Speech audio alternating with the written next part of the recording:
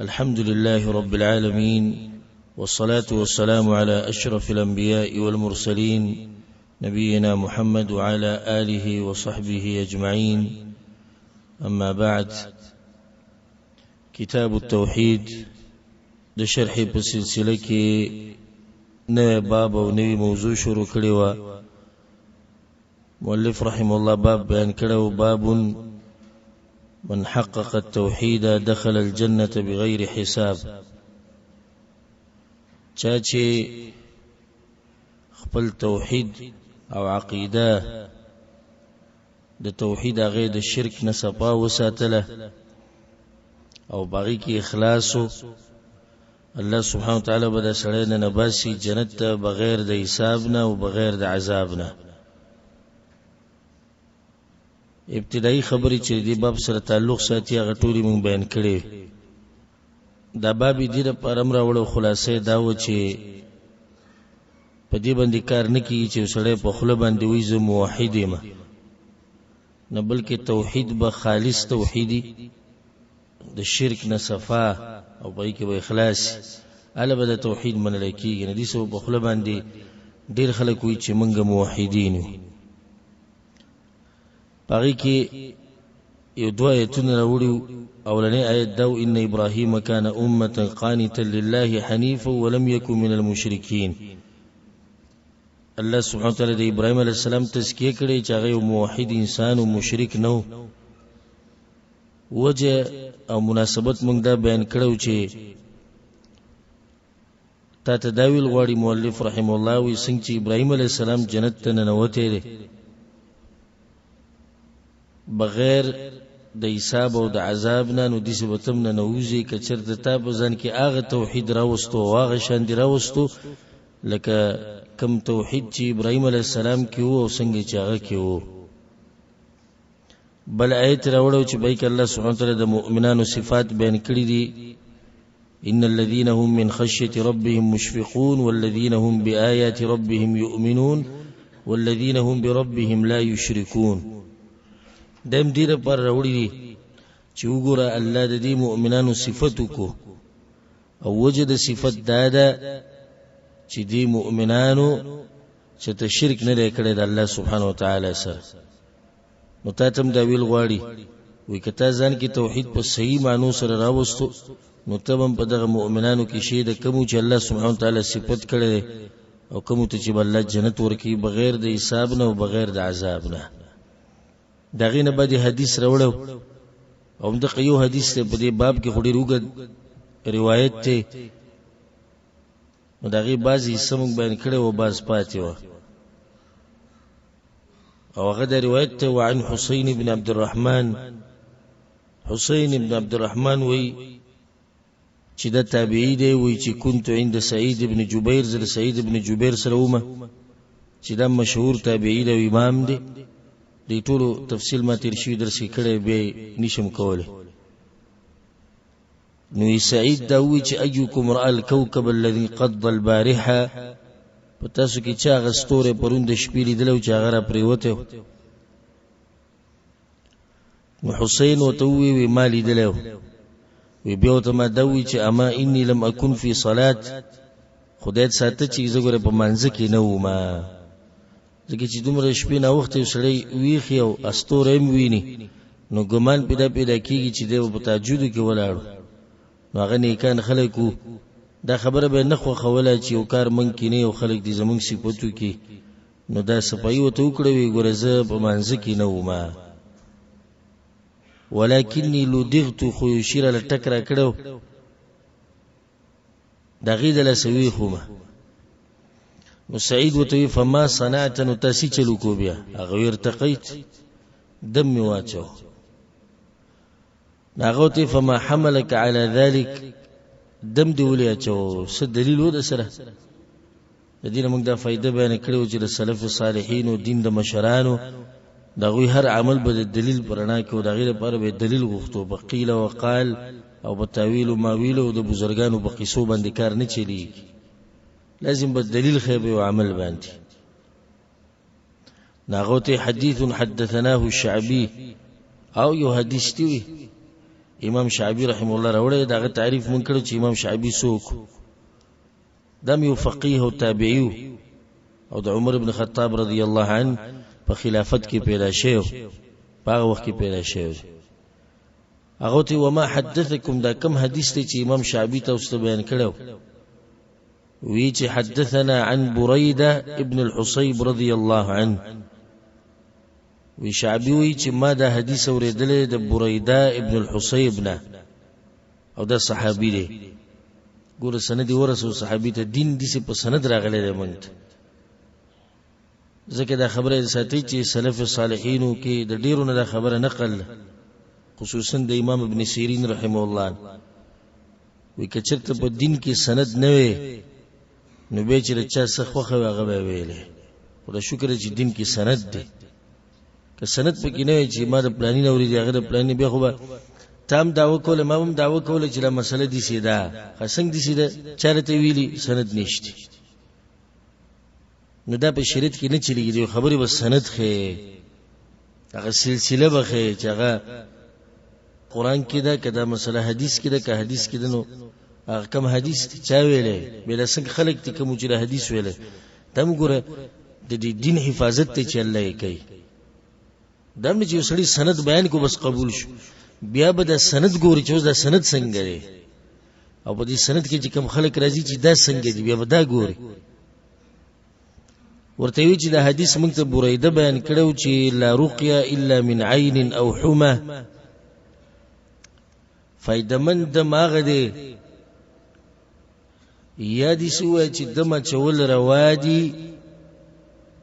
چې کله یو کس نظر شي یا ول یو زهريله شي زناور ول ټک ورکی نو دې ټیم کې چې دنه دمه چول جایز دي هغه ته قد احسن من انتهى الى ما سمع دا خو ډیره کلی طریقه ده چې وسړي څومره خبره اوریدلی هغه امر عمل پیو کی تا کوم حدیث اوریدل باغی دی عمل وکړو دلته منګه تفصیلی مسله بیان کړو د دمونو یاد ده کنه یاد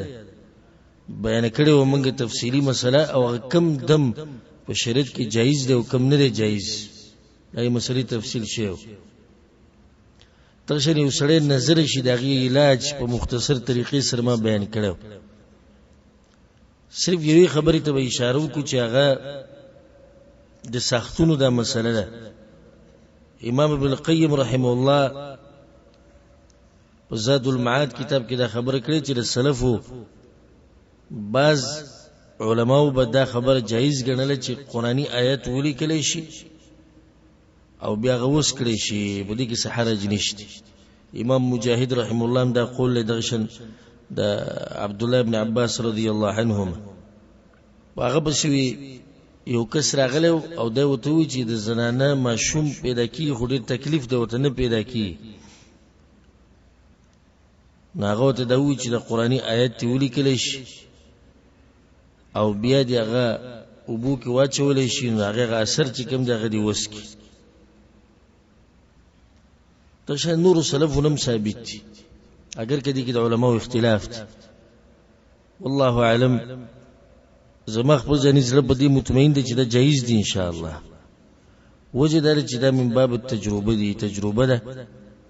کې وسړی وکینو په دې کې بس حرج نه ان شاء الله او چې قرآنی آیات او معروف اذکاری دا مسله ما د دمونو سره بیان کړو چې دمه چولو کې دا شرط دی چې د دم به په قرآنی آیات سره معروف اذکار او دعاګانو سره وي او درشم په واضح لغت کې وي د عربی ژبه کې یا د ژبه کې چې هغه باندې یو سره پوي واضح نو هغه شرط دلته هم دی دې مسلې مخه تفصیل کړو خو ما صرف هغه مختصر مراجعه وکړه چې تاسو ذهن کې کینی چې د حدیث قصه د اول نه څنګه ده نو سعید ابن جبیر وتوی چې دا خو ډېر ښه کار کړی دی یو سړی ته چې څومره خبره یادې دومره به عمل پکاري دا مې فائدمنه مسله ده او قانون دی چې څومره خبره ته یادې هغه باندې عمل کوه نو دوه خبرې یادې ساته یو چې یو خبره دې زده کړه بیا به عمل کې او چې دې زده کړه او عمل دې نه کو نو ګناه دې دا غو نه ډیره ده چې هغه ته نه زده او عمل نه کوي الکه ګناګر دوانه دي ګناګار دوانه دي خو د عمل پر خودو کې د ګناه ډیره بدیزه کې چې دته مسله معلومه ده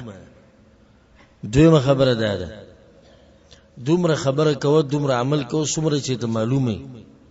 د ځان خبرې په دین کې نه بیانې او نه به د ځان نه نیوي کارونه په دین کې پیدا کې هر خبره په دلیل سره بیا ته سعید ابن جبیر وی چې ولکن حدثنا ابن عباس عن النبي صلى الله عليه وسلم وی دا خبره خو سیده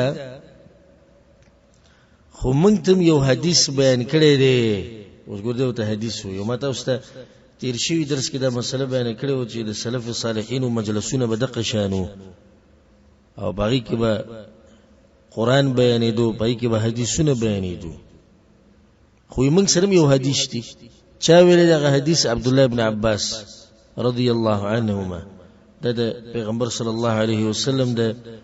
ترزوی عباس رضی الله عنه د پیغمبر صلی الله علیه وسلم تر دی او د غزوی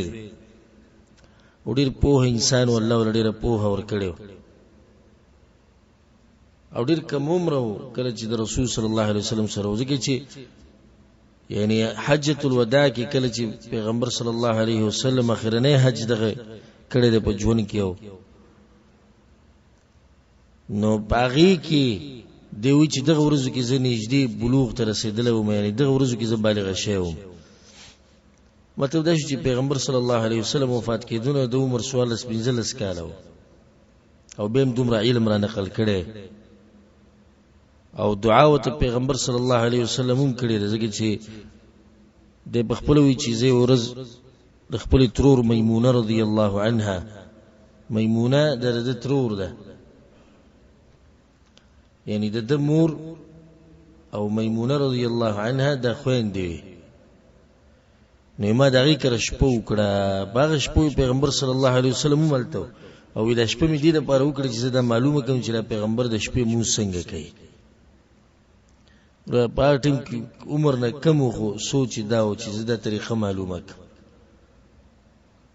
نو د شپې به چې پیغمبر پاسې دو قضا حاجت لړ نو دوته وبکه خو دی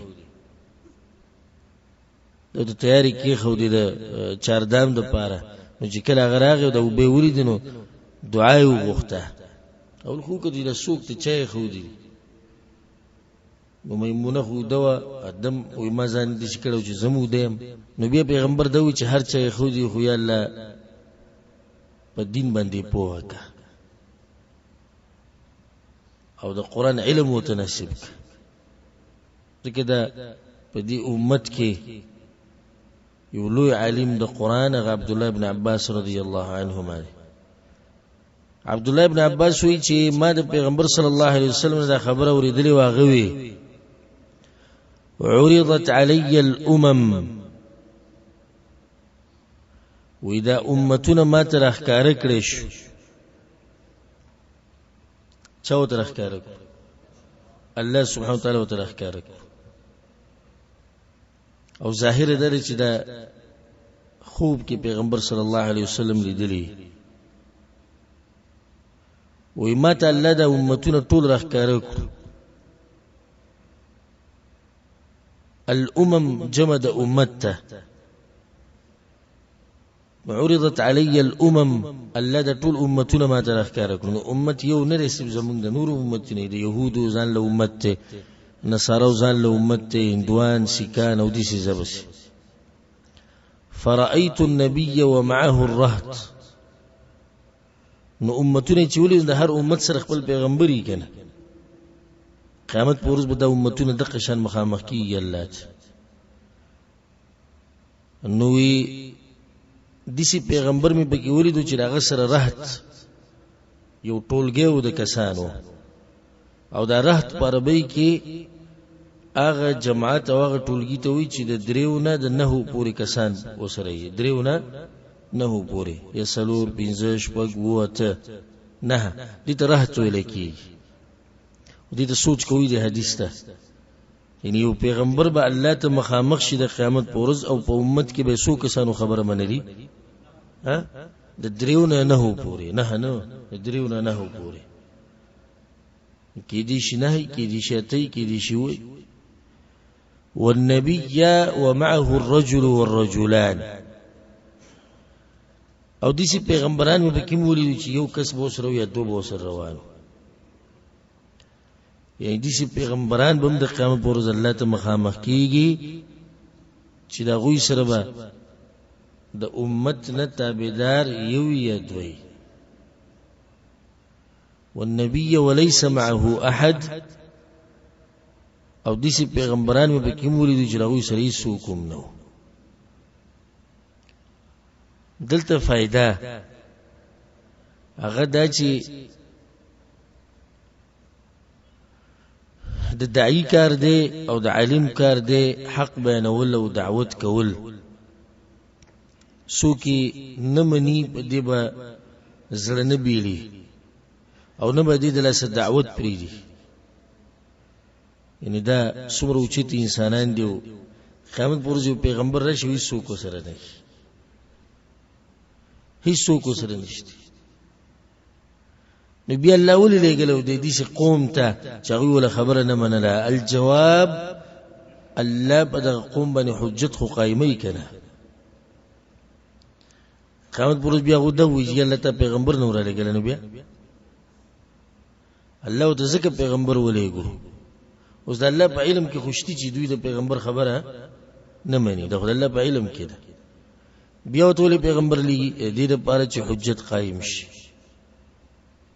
قیامت پر ورځ به دوی دا عذر نشي کولی چې موږ سره خو پیغمبر نه و کوی نو موږ به خبره منلی وی. نشي کولی دا خبره. نو څومره چې دعات او علما ملګري دي، کاغه نارینه دي او کاغه زنانه دي، هغه ټولو ته دا د زړه د کومې نه نصیحت ته. او دا ډېر ناشنا روایت دی، د یاد ساتئ. والنبي وليس معه احد. او داسې پیغمبران مې پکې ولیدو چې هېڅ څوک ورسره هم نشته. یو پیغمبر چې الله ورته وحي کوي د هغه سره څوک نشته، او ته ګناهګار انسان د کم علم مطابق لګي دعوت کې نه که ستا د څوک ونه مني ته به سره خبر کېږي. او دومره اوچت پیغمبران وحي ورته کېږي، تازه خبرې د اسمان نه راځي، جبریل راځي، الله ولا جنتونه ورکړي دي، امامان دي د خلکو، په دې کې خو شک نشته. او دا خبره نه منل کېږي. نو بیا ما وته او زما په شان د ګناهونو او د خطاګانو یو ډک کمزور بنده د ټک خطا علم مطابق یو څو خبرې کې چا ونه منلې، نو زه به باندې څه کوم چې هغه دعوت به پرېږدم او هغه لار به پرېږدم د پیغمبرانو او تبلیغ به پرېږدم؟ نه، ستا کار دی تبلیغ کول، ستا کار دی دعوت کول. ان علیک الا البلاغ. دا بعض وی چې ما خبر وکړه په ټکه یې ومنلی، ما وکړه او مې بعض وی وینه مې هغه سړي ته خوټ کېږي چې خبره ونه مني. نه، صبر کوه. ته څوک یې چې ستا خبره چا ونه منله، ستا ته وینه خوټ کېږي؟ د پیغمبرانو خلکو نه ده منلي. بیا پیغمبر صلی الله علیه وسلم وی چې اذ رفع علی سواد عظیم، एकदम یو غټ جماعت الله راښکاره کو، یو غټ ټولګه، سم ډېر خلک پکې وو. فظننت انهم امتی، نو ما چې دا زما امتی، ځکه چې زما امتیان هغه ډېر تابعدار دي. نو ما ته وویل شو هذا موسی و قومه، دا خو موسی علیه السلام دی، دغه قوم دی. د دې نه دا مسله ثابته شو چې موسی علیه السلام تابعدار هم ډېر دي. فنظرت، وی بیا مې وکتو، فاذا سواد عظیم، بیا د غین غټ جماعت راښکاره شو او ټولګې د انسانانو راښکاره شو. فقیل لی هذه امتک، نو ما ته وویل شو چې دا ستا امت دی. ومعهم 70,000. دا حدیث دې لپاره راوړی، ټول روایت دې لپاره دی. او د دې ستا په دې امت کې ای پیغمبره 80,000 کسان دي يدخلون الجنة بغير حساب ولا عذاب. او دا ویزر کسان به جنت ته ننوزي بغیر د حساب او بغیر د عذاب نه. ثم نهب بیا پاسې دولاړ خبر منځ کې پاتې شو چې دا سوق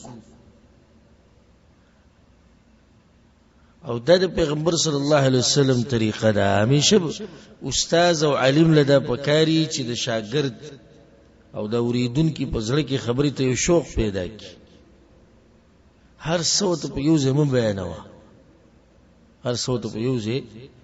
مو بیانوه. یا به زړه موړ شي یا به وخت مبتي شي. نو به کې دي چې په تا باندې فتوا ولګي چې دیم نه پوهیږي جديد. دا چانه چې علم وکي به بغه پوری خان دي، د چانه چې علم وکي به دغه مذاق جوړي، د چانه چې علم وکي نو بیا وی خد دغه دومره خاص نه دی. ګوره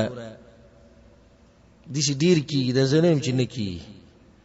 شاګرد د استاد نه تکړه شي، خو استاد بیا مو استاد شي، استاد بیا مو استاد شي. ماته خپل دي شي استادان یاد دي چې د کوم سره ما قرآن ویلو چې هغوی د قرآن په تفسیر نه پوهېدو. دا خو ماته پته ده، هغوی منله د قرآن په تفسیر نه پوهېدو، خو د قرآن به څنګه وی د دې یادول د هر څه ماته خوري. نو که زه نن راولګم ووایم چې هغه جاهلان دي او په بورې خان د مذاق ته جوړ کړم، دا به څومره ظلم وي. چې یو وخت کې ماله قرآن ویل نه راتلو هغه راته یې زده کړي وو، الف با تا ثا به څنګه وی د ماله نه راتلو دی راته یې زده کړي وو. نو اوس چې زه په یو مسله کې د دې استاد نه ښه پوهه شم نو د هغې به دا مطلب وي چې شاګرد به په استاد پورې خان دي. چې ډېر شوي دي چې شاګردان د استادانو نه تکړه شي، ډېرو اسبابو د لاسه چې د هغې مقام نه دی. نو په یو ځای چې کله سړی د علم بیانې او هره مسله بیانې نو دوه نقصانات شي. یوه زړه به یې موړ شي، زړه به یې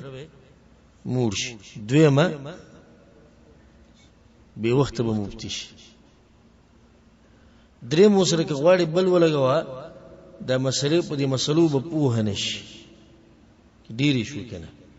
نو بیا پرې نه پوهېږي. دا ورسره بله خبره کړه. نو د پیغمبر صلی الله علیه وسلم دا عادت و چې هغه به د شوق په دې صحابه کرامو کې پیدا کو. ورته وی چې دا ویا زره کسان دي بغیر د حساب بغیر د عذاب نه جنت ته بیا لاړ کوړه. دا خو ډېره غټه خبره ده. من ګناهګارو د پاره دا ډېره غټه خبره ده. سوچ کې مواچي چې دا به څوک یې نه چې به صحابه کرام یې هغوی به څومره سوچ. فدخل منزله وی کور ته ننوت. فخاض الناس في اولئک، خلکو باز شروع کو چې دا به څوکي لګي او ټوله شپه خوب ولا نه ورته. او د دې نه بعد به کله څنګه انسان له خوب ورشي ته پته ولګي چې او یا زره به بغیر د حساب او بغیر د عذاب جنت ته ځي او دا سوچ ته راشي چې زه به کېم او که نه به. لکه څنګه چې یو شپه پیغمبر صلی الله علیه وسلم وی د خیبر په موقع باندې چې زه به سبا د اجنډا غچاله ورکومه چې الله او د الله د رسول سره مینه کوي او الله او د الله رسول دغه سره مینه کوي. د دې نه بعد به چاله خوب ورشي نه. هغه شپه صحابه کرام ټول ویښ ناستو. بیا چې کله سحر شو عمر بن خطاب رضی الله عنه وی ما چرته مشرتیا نه د غوښتي او نه مې ورته زړه شوی، خو به دغه ورځ مې ورته ډېر سخت زړه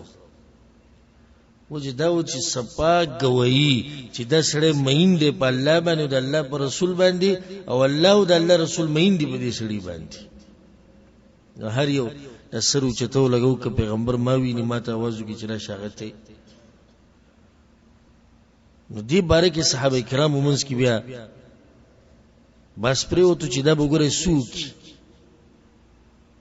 خودلته ته یو فائدې ذکر کما او یو زیره چې زموږ د زړونو په خوشاله شي او یا زره کسان لګ نه دي لګ او یا زره کسان چې په دې امت کې یو خبره به صحابه کرامو ختم شو زموږ په شان کسانو ته سم موقع ملو شي چې دې کې شریک شي یو حدیث ته ناشنا روایت ته امام احمد بن حنبل رحم الله راوړی باقي کې داري چې فاستزدت ربي فزادني وما الله ته وی چې الله زیات کړي نو الله زیات کړي پیغمبر صلی الله علیه وسلم په هر ځکه مونږ ته نه ویل شي خدای مونږ یو چې ډېر زینو کې مېر کړي فاستزدت ربي فزادني وما چې الله ډېر کله ډېر کړو مع كل 1070,000 نو د هر زرو سره او یا زره کسان به نور نه وځي او یا زره دي او د هر زرو سره سودي او یا زره دي بیا ملګری چې موږ چې د خپل حال ته وګورو د امت کې خو غرونه تیر شوي د ایمان او د تقوا او د علم نو به روایت کې وسره دار زی و ثلاثه حثيات من حثيات ربي عز وجل او بيدري چونګ بالله خپل روباسي او جنت ته بیننه باسي بغیر د حساب او بغیر د عذاب او دغه حساب چاته معلوم دی الله سبحانه وتعالى او دې سره د انسان امید پیدا شي که خبره بدیږي ولاړه چې یا زره کسان وړي راګرانو د هر زرو سره یا زره خو په روایت کې دې سره راځي چې ولا کسان بيده لکه وسو زره د ولا کسان شو نیو روایت او یا زره شو دم مونږ ته کم خکاری وجه چې هغه مخکینی چې د دین هغه مشران دی هغه به د زینی ولای بیا په دې بس ولا کسانو یو روایت شته اگر که سندن به کلام شته به دریم روایت کم یو شو د هر زرو سره او یا زره بیا وثلاث حثيات من حثيات ربي سبحان الله او بیا الله یو کریم او مهربان بادشاہ هغه عدد نه دی خوره هغه عدد الله سبحانه وتعالى نه دی خوره او نه پیغمبر صلی الله علیه وسلم خوره یو حدیث کې درې چې قیامت پرځ کړه د پیغمبر شفاعت کی زمونږ ده به د نور پیغمبران نیکان مجاهدین علما او د چا چې د شفاعت یعنی سموقوت الله ورکه او شفاعت کی به الله وي سوکشتینه تو بو جنې الله شفاعت ټول شو به الله وي زه پاتې اوس په زړه جهنم نه خلق راو باسه هغه بیا هغه عدد بیا الله التم نه خوري جب څومره کسان زړه جهنم نه راو باسه او کریم او مهربان بادشاہ دی د الله نه امید دی اگر کې خپل ګناہوں دي چې وګورونو دا ځان د دې حقدار نه ګڼو خو الله سبحانه وتعالى دې موږ په دغه کسانو کې شمار کی چې هغه جنت ته بغیر د حساب او بغیر د عذاب نه نوځي فخاض الناس في اولئك طول شپچ دینو صحابه کرامو پدې کې تیر کړه چې دا وسوک فلعلهم الذين فقال بعضهم بعضو بكدوي خپل مشوره کې رائے ورکې یارو فلعلهم الذين صحبوا رسول الله صلى الله عليه وسلم نو کې دي چې دا هغه کسانی چې هغه د پیغمبر صلی الله علیه وسلم سره مرګرتیا کړو خودلته وشکال لازم غدا صحابه چاته وي اول خدا فائدې ده ساتي صحابي هر هغه چاته وي چې پیغمبر ویني او باغ ایمان راوړي او هغه شان په ایمان باندې مرشي د صحابي دی اوس کې یو کس پیغمبر ویني ایمان راوړي او بیا کافر شي ولیا بالله دا صحابي دی نه دی صحابي خا یو کس ته پیغمبر ولیدو خودی سی ولیدو چې نظری مثال کې کار نه کړون دي لکه عبد الله ابن ام مکتوم رضی الله عنه او پاک ایمان سره مړ شو ایمان برړو ایمان سره صحابي دی کنه دی دا به صحابي شمار لکی ښا یو کس ته په پیغمبر ایمان راوړی دی داغه په زمانه کې او لیدل نه دی په دغه ایمان کې مړ شو نو د څه ویل کی مخضرم تابعین دا تابعین اوچت د صحابین لاندې دی او د تابعین اوچت چاته په مثال یاد نجاشی د حبشي غباچا هغه ایمان راوړو په پیغمبر صلی الله علیه وسلم باندې خو ملاقات یې سره نو کړو دغه په زمانه کې وو په ایمان سره مړ شو د مخضرم دی په دې په سیبه تابعی هغه چاته ویل کیږي چې د صحابي سره ملاقات شوی ایمان راوړی په الله باندې او په دغه ایمان کې مړ شوی د تابعی شو به تابعین درجی دي مشران منځنی او کشران هغه تفصیل نه زو هغه به ان شاء الله بیا په بل موخه باندې وکړو خو دې ځکه دي صحابه کرامو کې بعضو دا وی کې دي چې دا به هغه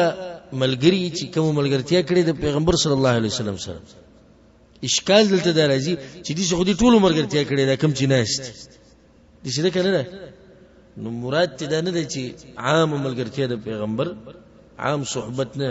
مطلب دا غوي دا وی کې دي چې دا هغه صحابه کرامي چې په هجرت کې یا د هجرت په لار کې د پیغمبر سره ملګرتیا کړې ځکه چې هغه صحابه کرام غوړه دي د ورستنونه هغه سدي غوړه په وخت کې ضرورت ډیرو دین ته او اسلام ته په وخت کې سره خرچه کې په دین او ملګرتیا کې د پیغمبر چا په کې دا وی قال بعضهم فلعلهم الذين ولدوا في الاسلام فلم يشركوا بالله شيئا هاوی کې دي چې دا هغه خلک چې دوی په اسلام کې پیدا شوي دي او د الله سره شرک نه کړي مطلب هغه خلک ته وته چې کوم ورسته اسلام قبول کړي لکه صحابه کرامو کې دي چې ډیرو چې مخکې په څه باندې په شرک باندې به ورسته اسلام قبول کړي ناغو دوی چې کې دي چې دا هغه خلک چې هغه شرک د سره کړي نه او په اسلام کې پیدا شي وذكروا اشیاء او ډیره خبرې ذکر کړي چا یو سوی چا بل سوی فخرج عليهم النبي صلى الله عليه وسلم نو پیغمبر صلی الله علیه وسلم روت فاخبروه ندوت یا رسول الله خبر زمو منس کی مقر روانه کوم چې تا کړي و چې دا ویا زر کسان سوق ناغوتی هم الذين لا يسترقون دې دغه کېږي هم الذين لا يسترقون دا هغه کسان دي چې د نور چا نه دمونه نه غواړي چې په ما دم واچو او دې سی ونه لیکي یا دې سی یاد نه کوي چې دوی دا کسان دي چې دمونه نه مني یا دم نه چې په چا باندې نه یسترقون مطلب چا نه غواړي نه ولا یکتئون او نه داغ لګول څه ته وي او دې د علاج جایز دی او کنه ان شاء الله دا مسله به بیانو ولا يتطيرون او بدفالین کوي دریم صفت وعلى ربهم يتوکلون او په الله باندې توکل کوي الله ته ځان سپارلې سلور صفات کم دم نه کوي دم نه غواړي د بل چا داغ نه لګي بدفعلی نه کوي په الله باندې توکل کوي اوس مسلې تفصیل راځي هم الذين لا يسترقون غوي دم نه غواړي خا دم مثلا موږ سره تیر شوی درس کې چې دم چول سدي جایز دي پیغمبر صلی الله علیه وسلم هم په خپل ملګرو باندې دم چولې جبرئیل علیه السلام هم په پیغمبر باندې دم چولې پیغمبر په ځان باندې دم چولې عائشہ رضی الله عنها وی چې ما په پیغمبر صلی الله علیه وسلم باندې دم چولې صحابه کرام په یو بل باندې دمونه چولې مسله دلته دا نه چې دوی دم نه چې بلکې حدیث کې د موږ سره تیر شوی دا تفصیل به تاسو ته یادي چې رسول الله صلی الله علیه وسلم وی په تاسو کې چې څوک یو مسلمان له فائدہ ورکول شي په دمه چولو کې نو فائدہ دی ولا ورکی دلته دا چې دوی غواړي نه د بل چا نه یعنی چاته دا نه وي چې په ما دم واچوا ولی ځکه چې د دوی هغه تعلق هغه د الله سره ډیر زیات مضبوط دی نو د بل نه دم نه غواړي او دا فائدې ده ساتي د بل چا نه دم غوښته ناروا نه دي خو غوره هم نه دي خصوصا چې دا مسله ته مخې ته چې هغه کسانو کې به څنګه ننوځي چې هغوی بغیر د حساب او بغیر د عذاب جنت ته ننوځي بغیر د حساب بغیر د عذاب به جنت ته ننوځي دا پر دا صفت لازمي دی چې ته به د چا نه دم نه غواړي ولې دوی دم نه غواړي ما تاسو وایي چې په الله باندې اعتماد سره ډېر زیات دی دویمه دا چې د انسان عزت النفس خپل نفس ته عزت ډېر خیال ساتي او دریمه دا چې نه غواړي چې د تعلق د الله نه علاوه د بل چا سره جوړ شي دا صفات پکې دي ځکه دوی دا کار کوي اوس یو سړی دی په مجلس کې ناست دی او دی وایي چې زه بیمار یم په سر مې درد دی بل ملګري پې دم واچو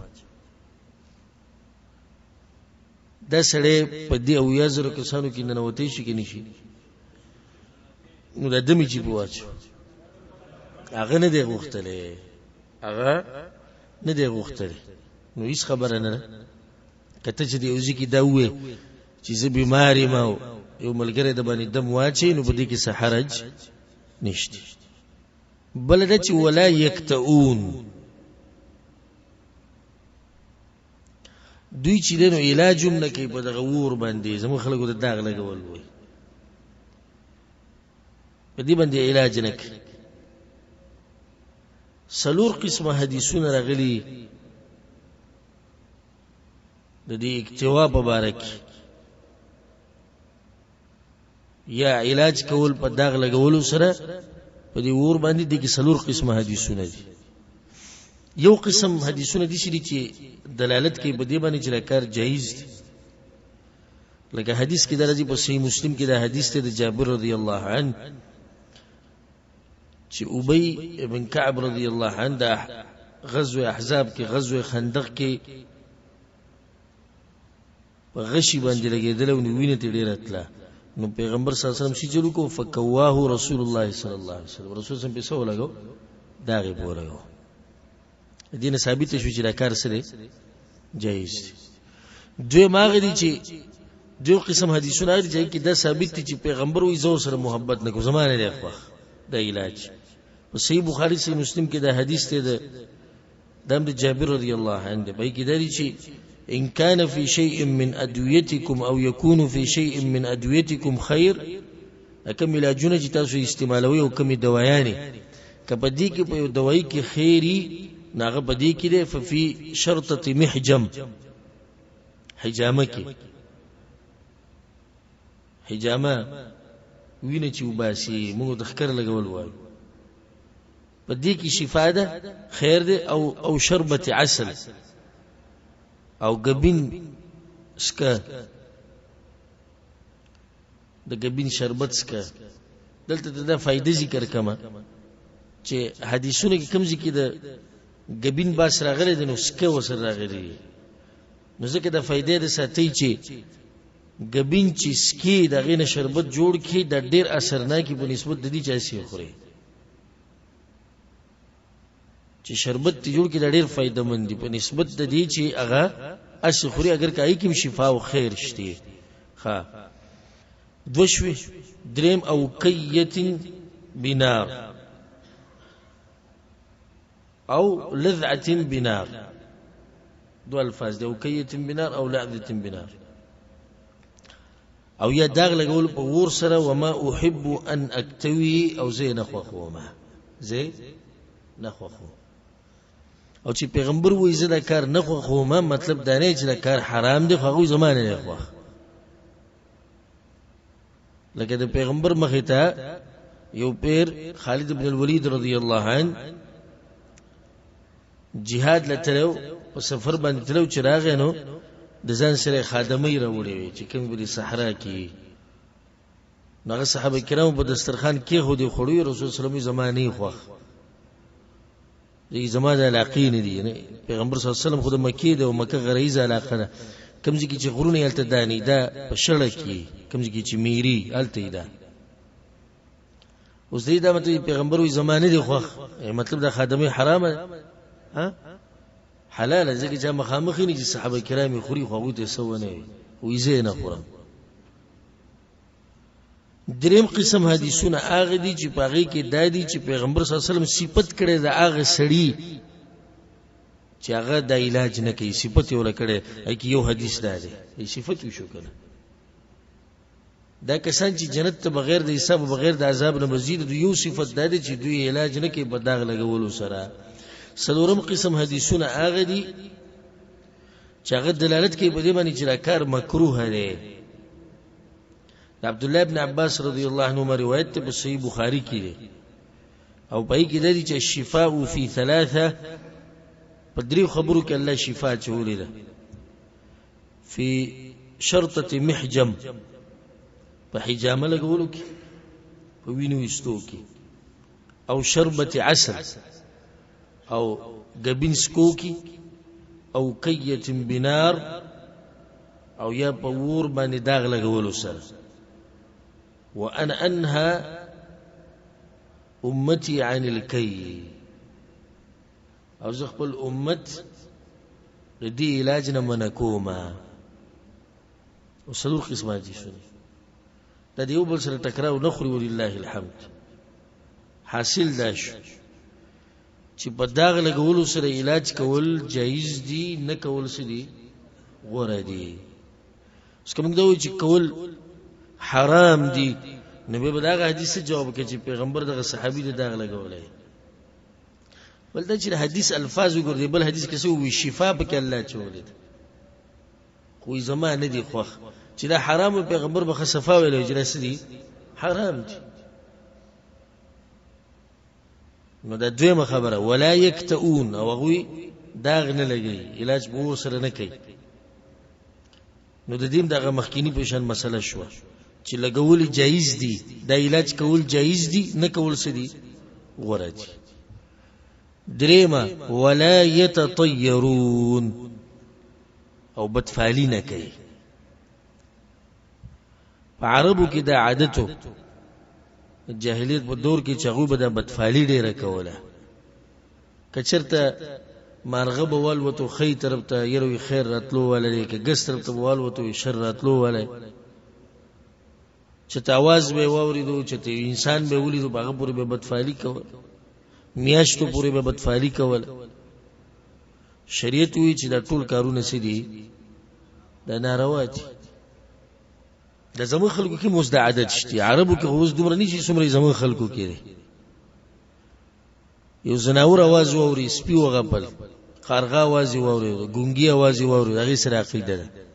د بدفعلی ده کې د سترګې جیوره په د خې سترګې د جی ګس سترګې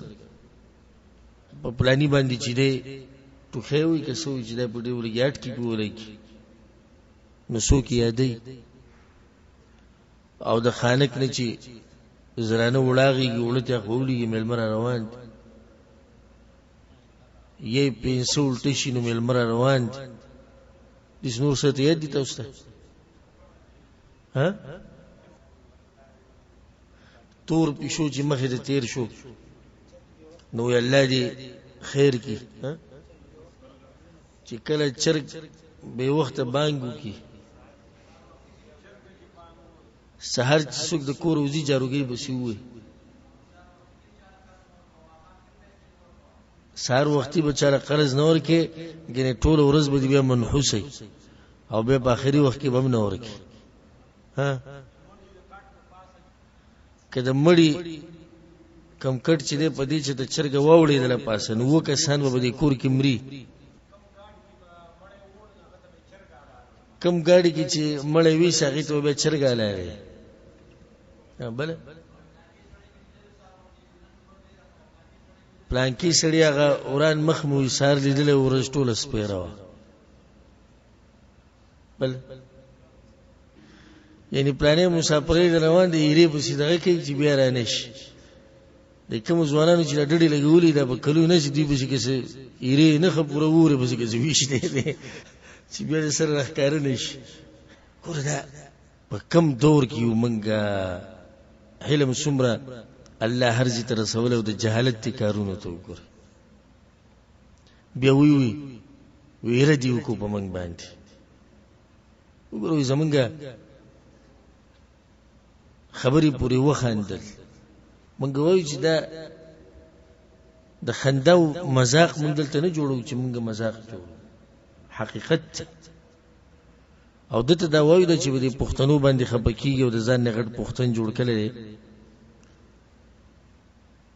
چې ته په دې پښتنو باندې دومره مینه څومره چې زموږ محبت ته الحمدلله زموږ قوم دې موږ پکيو اصلاح دا د قوم سره اصل مینه دا چې ته د الله نی غلاري تر واړې دا د قوم سره محبت نه دی چې ته په جهالت او په تیرو کې پرې دی ته چې تو ګره قوم په شي خبرو کړي چې پښتنو کې دا مرز نشتی پکې پیغمبر صلی الله علیه وسلم چې راغی په مکه کې قریش وسیدو دعوت ورکړو کنه ورکړه ویلو وته کنه چې تاسو پلار نیکه په غلطه روانو ویلو وته کنه دا غول خپل قوم پورې خندل ها یا دا غوښ پکاوي کو نه دا خپل کې د قوم د پاره د رحمت او یو عزت نو زمونږ د قوم به اله عزت منی چې کله دوی منګولي ولګي په قران او حديث باندې په دې سره قوم عزت من کی او د قوم بے عزتی ده چې ته قوم د الله د دین نه او د الله د کتاب نه او د پیغمبر د حدیثونو نه لري راکاږي د قوم بے عزتی ده او د چې کوم نظریه دي چې ما بیان کړي د فخر خبره ها او د جړه خبره ته خو د سوچ او د غم او د فکر مقام دی چې سړی لا اله الا الله محمد رسول الله وی او د سپي په आवाज کې ما عقیده ده د په سترګره په دو سره ما عقیده ده د په هر شي کې عقیده ده دا څنګه عقیده شو نو خیر او شر ټول چا په لاس کې دی د الله سبحانه وتعالى په لاس کې چې الله وغواړي چې په دې پلاني کور کې به وکسان مري ته چرګ نه چرګان نه میخ نه غوایان او هر څه سره لال کې کنه بیا به هم سکیږي بیا به مري او چې الله ولمر کې نه مقرر کړي کې ته ډیر څه وې هو غني شمړ کېږي ته پالتو خبري مسافر پسې جارو وا باب سیره گزار کې به نه راشي دا رزق مسله ده کله رزق راځي رزق نو شوی دلته نشرات نو ټول خیر او شر درچا په لاس کې د الله سبحانه وتعالى بس کې بدپالي د پلاني مخ نولې دو ورس پیره تیر شو نه د ورز درچا مخلوق ته د الله مخلوق ته په دې کې برکت اچول نه اچول د چا په لاس کې دي د الله په لاس کې دي د چا د مخ سره تعلق نه ساتي نه د دې سره تعلق ساتي چې پلاني له قرض ورکړو سحر زک نه د دې سره تعلق ساتي چې تور پیشو مخه ته تیر وته یا تور سپې مخه ته تیرو دې سره ده نه دې سره برکت راځي نه دې سره سپېرواله راځي ورځ کې برکت شتي نشتی دا مسله راځي د الله سبحانه وتعالى نو دریم صفت په هغه کې دا دی چې هغه ولا يتطيرون هغه بدفعلینه کوي او دا خبر یې ساتي هغه دم نه غواړي دم غوښته جایز دي کنه دي جایز دي خو نه غوښته غوړي دي هغه علاج نه کوي په داغ لګولو سره کولی سي دي جایز دي نه کول غوړي دي هغه بدفعلی نه کوي کولی سي دي حرام دي شرک یو سړی دی بل ته وي په ما دم واچو دا موحد دی کنه دی خو په توحید کې د کمال غ درجې نه راکم شو کومې درجې نه کمال درجې نه راکم شو یو سړی دی د علاج نه کوي په داغ لګولو سره موحد دی کنه دی اوچت موحد دی وی لګو دا وی کو علاج په دی باندې موحدین نه وته نه موحد دی خو درجه د کمال راکته شوا یو سړی د بدفعلی نه کوي موحد دی بدفعلی شروع کړه درجه د کمال راکته شو ها دغه موحد نشو دلته بدانوي چې کمال را کم شو خو دا عقیده غیر الله سره وتللی شو سلورم صفت ده وعلى ربهم يتوکلون او غوی په الله باندې توکل کوي الله باندې ځان سپارلې کته سوچ کی نو په دې اولنی درې صفاتو کې د دې خبرې د لاسه د اولنی درې کارونه دوی نه کوي دا مې فائدې ده ساتي د بل چا نه دم نه غوړي ولی په الله باندې توکل له په داغ باندې علاج نه کوي ولی په الله باندې توکل له بدفعلی نه کوي ولی ځکه چې په الله باندې توکل له یعنی بنیادی مسله په دې ټولو کې هغه په الله باندې اعتماد یقین توکل هغه ته ځان سپارل دا موحد دی توحید دی ته چې خپل توحید بل دی بس خبرې دي چې هغه صحیح دي چې ته توحید نه نو باسي خو د توحید د درجه د کمی مؤلف وای مخکې سوی تحقیق التوحید توحید په صحیح معنی سره منل او په صحیح معنی سره منل دادي چې دی معمولی خبرو ته هم خیال کې مخکې به دې مسلو تفصیل ان شاء الله خرجي بس خبرې دي چې د عوامو کې مشهور دي پای کې شرک راتلیش خدا عوام تینې دي خبر ځکه ډېر زیات خیال وکړي چې چرته ستاسو توحید ګډوډ نشي وعلى ربهم يتوکلون دلته دوه مسلې اولنې یو سړی زما په الله باندې توکل دی زه علاج نه کوم لکه د دین د فائدې لې چې غوي داغ نه لګي نو زه علاج نه کوم په دوايانو سره جواب صحیح خبره ده چې د نورو حدیثونو نه علاج کول ثابت دي نو کوم سره چې علاج کې په دوايانو سره د توحید کې کمه نه راځي او نه علاج د توکل سره ټکراو خوري دا فائدې ده ساتي توکل په دې باب کې درې قسم خلک دي دو په غلط روان دي او په صحیح دي بعض وی ته په الله باندې دې توکل کې چې اسباب بم پرې دي یعنی وسړی دی وی چې الله به مال رزق راکړي کور کې ډډه لګول ورته اسباب جوړ مشرک وي رزق څوک ورکړي او الله ورکړي ته اسباب جوړ کړي دا غلط دی که صحیح دی غلط ہے شریعت مونږ ته ویلي اسباب جوړ کړي شریعت ویلي دوی ماغه دي چې دا اسباب راغستې دي شریک کړي دي د الله سره والله تیر شوی دی نو کچرته د سعودي عرب وې زنوا نو زب سخرمه الله ته یاد کې ير دي کچرته زما د دکان نو زه خو بدل وګی نه مرشم کچرته زما بچی نه زما پلانې د ذکر کوي لمن د خلکو زیاته او کو اسباب رواه رسول الله سره شریک دریم قسم خلق چې هغه په حق دی ولله الحمد هغه دی وی چې په الله باندې بزان سپاری اسباب به جوړه عقیده بد ساتي چې دا اسباب جوړون کې هم الله دی نو خبره ټول الله ته واپس شو مثال یو سړی دی وی زما په الله باندې توکل لې چې الله مال رزق راکړي مال الله ته سپارل بیا د مزدوري شروع کړ یو دکاني کولاو وی رزق می ګټه مچا وته وی چې ابلس خو دی وی چې مزه سپارل الله ته په الله باندې نن ته دکان کولاو نو چې ستغه توکل جواب د دکان کولا وهل د دې لار اسانول دام الله کړی دي نو خبر به ټول الله ته واپس نو موږ اسباب منو خو اسباب د الله سره نه شریک کو او دا وایو کدا سبب کم چې الله جوړ کړو دا ختم شو بل به الله جوړ کړي او نه داغه پشان یو چې توکل ک په الله باندې او اسبابونه بالکل لا سواخله لکه څنګه چې صوفیو دا مذهب دي صوفیه مذهب ولداوي او اسباب به بالکل نه یادي او دا بغلط دي ها مخکې به د دې حدیث کې ما مسله دا بیانول چې دوايي او علاج کول څه دي جایز دي لکه حدیث کې درځي چې ابو دردار دا روایت ته په سنن ابي داود کې ده ان الله انزل الداء والدواء الله دنیا ته بیماری مرا کوز کړی ده علاج مرا کوز کړی ده وجعل لكل داء دواء او د هر بیماری د لپاره علاج دی. فتداو نو د الله بندگانو علاج کوي، ولا تداو بالحرام، خو په حرام به نه کوي. یو حدیث کې دی اسامه بن شریک رضی الله عنه روایت ده چې باندچیان رالو په پیغمبر صلی الله علیه وسلم په سیویا رسول الله علاج وکوو کنه، او ته تداو علاج کوي دا جایز دي. الله چې هر بیماری دنیا ته راکوزه کړی ده الا وضع له شفاء، الله ول علاج راکوز کړی ده الا داء واحد،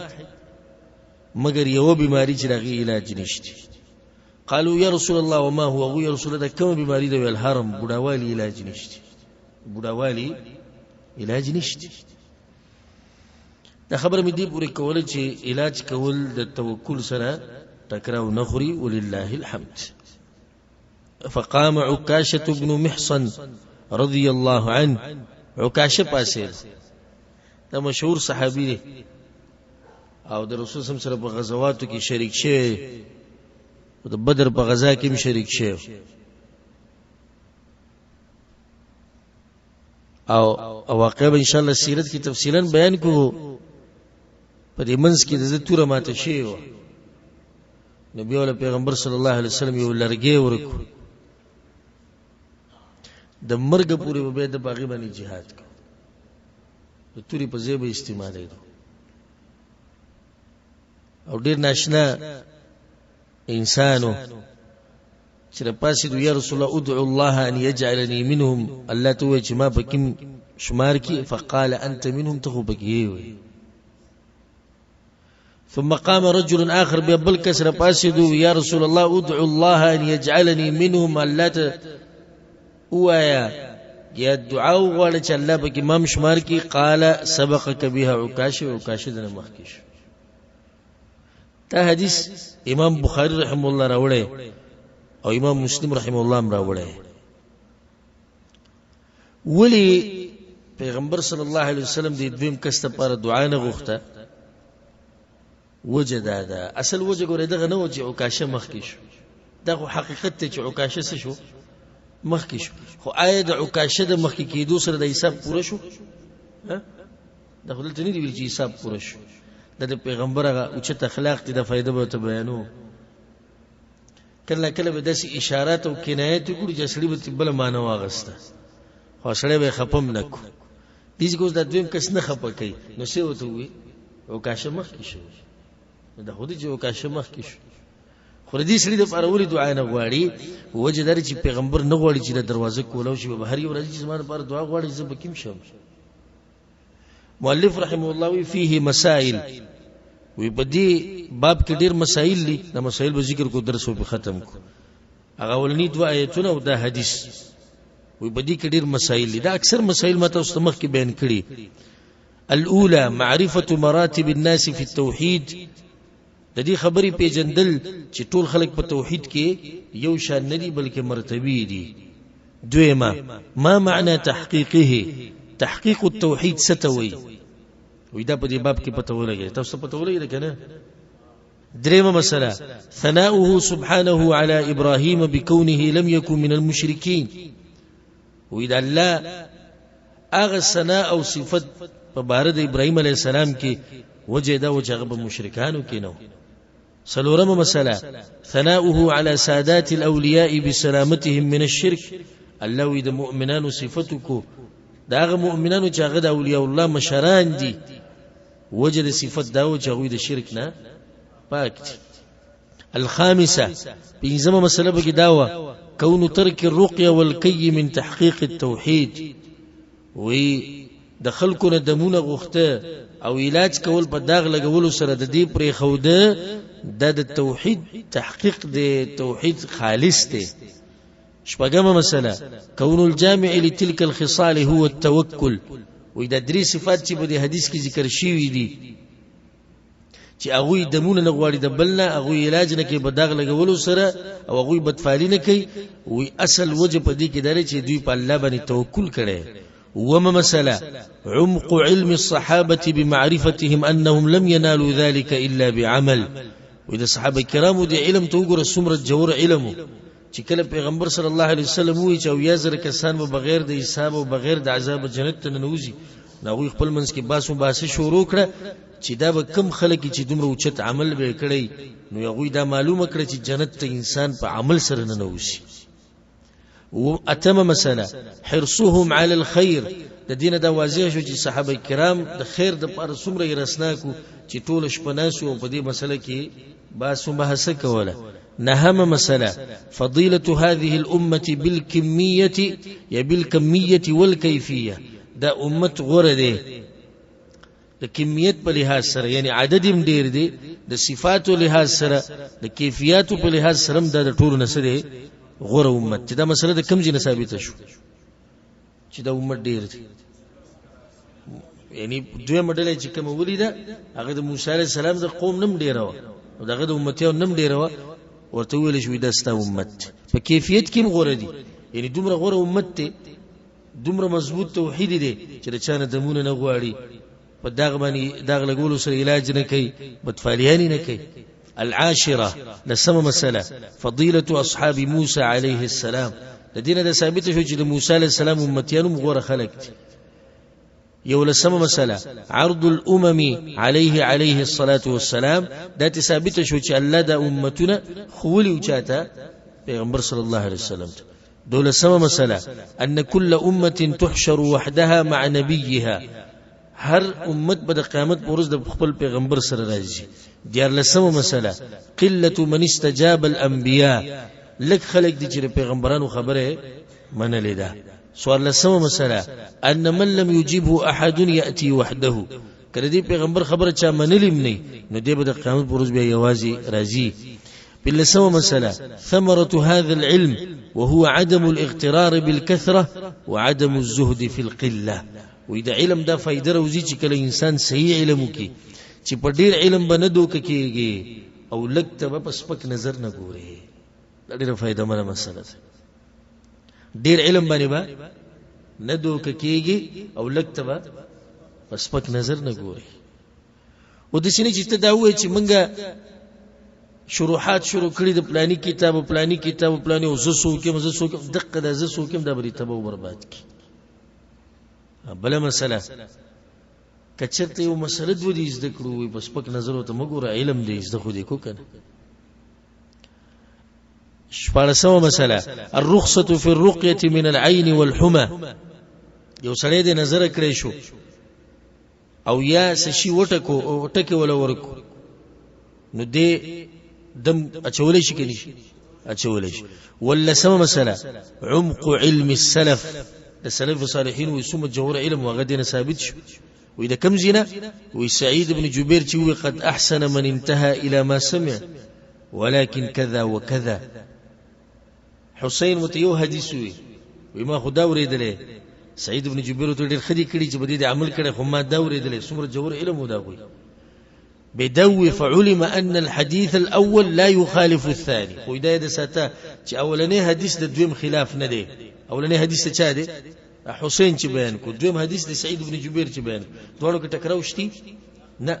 حسین خداونی چې ما د چانه دم غختل دي سی وی ما دم اچولې دي سشیره ل ټکرا کړو نو ما دم اچولې، هغه ته بل حدیث بیان کو. نو دوړو حدیثونو کې څه ټکراو شتي